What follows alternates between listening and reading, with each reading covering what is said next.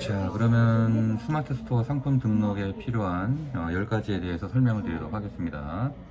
일단 가장 중요한 게 카테고리 선정이죠. 왜냐하면 이 카테고리 선정 자체가 잘못되면 해당 상품명에 들어가는 그 키워드가 카테고리랑 매칭이 안 되기 때문에 이 노출 자체의 점수에 상당한 영향을 미칩니다. 그래서 무엇보다 중요한 거는 카테고리 선정이 굉장히 중요하다는 거고요. 두 번째는 상품명 작성입니다. 이게 왜 중요하냐면 이제 카테고리 선정에 맞추어서 그에 해당하는 그 카테고리 데이터베이스에 있는 그 키워드를 적절하게 넣어줘야만 순위가 되게 높이 올라가는데, 그 키워드를 잘못 썼을 때는 당연히 해당 카테고리의 그 키워드가 아닐 때는 이 상품 순위가 올라가는 걸 막는다 생각하시면 되고요.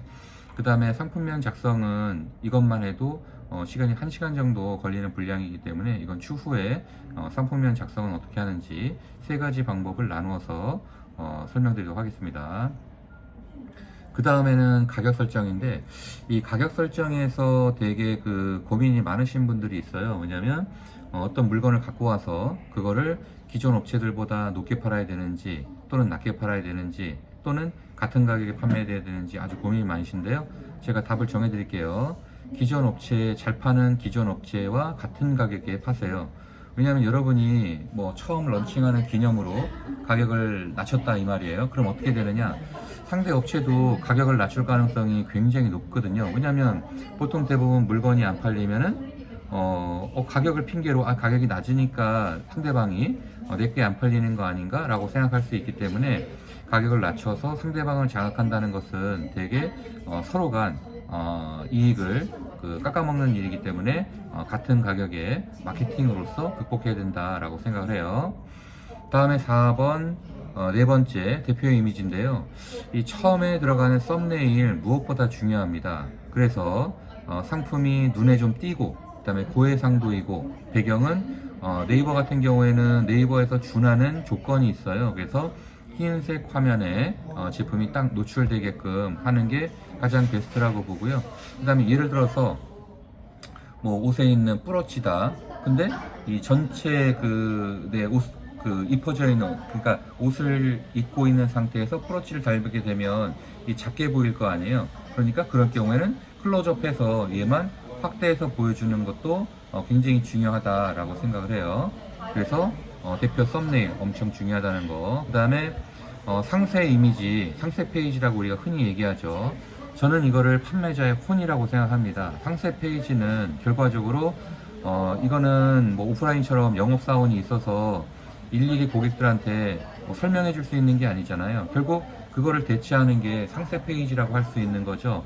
따라서 그 상세 페이지 디자인이 얼마나 치밀하고 고객들이 원하는, 또 고객이 원하는 단어나 사진이나 동영상이 들어가 있느냐에 따라서 결국 후킹 된다라고, 제가 후킹은 좀 그렇고요, 구매로 이어진다 라고 할 수 있거든요. 그래서 상세 페이지 이것도 추가적으로 1시간 정도 시간이 걸리는 건데, 이것도 추가적으로 나중에 또 따로 설명드리도록 하겠습니다. 다음에는 동영상 활용 팁인데요. 뭐 상품을 등록하다 보면 알겠지만 쇼츠 넣는 부분이 있습니다. 또 그리고 그게 모바일에서 노출되는 영역이 또 구조가 따로 있어요. 그래서 적절한 곳에 GIF든 또는 동영상이든 이거를 넣어주시는 거를 강력하게 추천드리고요. 그래야만 일일이 소비자가 뭐 사진으로 그걸 표현하자 그러면 몇 장씩 올려놔야 되잖아요. 하지만 동영상은 그냥 보고 있으면 플레이 되면서 이게 이렇게 뭐 기능을 하는구나, 또는 이 제품이 이런 거구나 라는 걸 명확하게 고객이 인지할 수 있다는 거죠. 다음에 7번째, 이제 상세 페이지의 이제 구성이에요. 이 구성에는 꼭 필요한 게 뭐냐면 처음에 읽기 편해야 됩니다. 그리고 색상이 눈에 들어와야 됩니다. 잘 띄게. 너무 뭐랄까요, 좀 색상이 잘 어울리지 않게끔 배치되어 있을 경우에 보는 이로 하여금 눈의 피로라든가 또는 그냥 바로 페이지를 닫고 나가버리는 경우가 생기기 때문에 이 상세 페이지의 구성 굉장히 중요하고요. 따라서 그냥 읽으면서 기승전결이 되는 거죠. 이렇구나 라는 거. 그 다음에 고객이 원하는 게 뭐예요? 뭐 무료 교환 반품이 되느냐, 또는 많이 사간 사람이 있느냐, 그래서 뭐 리뷰, 그 다음에 뭐 그동안 많이 주문을 했느냐, 그 다음에 또 몇 개 판매가 됐느냐, 이런 내용들이라고 볼 수 있어요. 그래서 상세 페이지 구성을 잘 보시면 잘 파는 사람들은 거의 유사한 특징을 갖고 있습니다. 그래서 이 상세 페이지 구성이 굉장히 중요하다는 거고요. 그 다음에 또 하나는 이제 키워드 분석이에요. 그래서 상품을 노출했을 때 이 두 가지 방법이 있죠. 맨 위에 상품명에 넣는 방법과 아래에 메타 태그를 넣는 방법이 있어요. 그래서 이 메타 태그 또한 상품명에 넣는 걸 똑같이 쓰면 안 되거든요. 메타는 마찬가지로 상품명에 넣지 않은 좀 더 이 내 제품을 다른 데 노출시킬 수 있는, 부연해서 노출시킬 수 있는 다른 구자를 찾는 건데, 상품명에 있는 걸 똑같이 입력한다는 것은 무의미한 거죠. 그래서 이 키워드 분석이 굉장히 중요하다. 그 다음에 9번째, 상품에 대한 설명인데요. 상품은 저마다의 특징을 갖고 있습니다. 그리고 똑같은 제품인데도 불구하고 그 상세 페이지 내에서 얼마나 잘 설명하느냐, 그리고 고객이 원하는 포인트를 잘 집어내서 설명을 하느냐에 따라서 그 제품의 결국 구매가 이루어진다라고 볼 수가 있어요.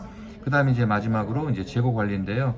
재고 관리가 돼야 당연히 여러분들 상품이 끊기지 않고 계속 지속적으로 판매될 수가 있고요. 근데 알다시피 재고는 관리하기가 되게 쉽지 않죠. 그럴 때는 거기에다가 언제 입고돼서 이제 배송할 수 있다, 입고 지연을 명확하게 잘 명시하면 이 페널티로부터 어느 정도의 그 기간은 벌 수가 있다, 이렇게 말할 수 있습니다.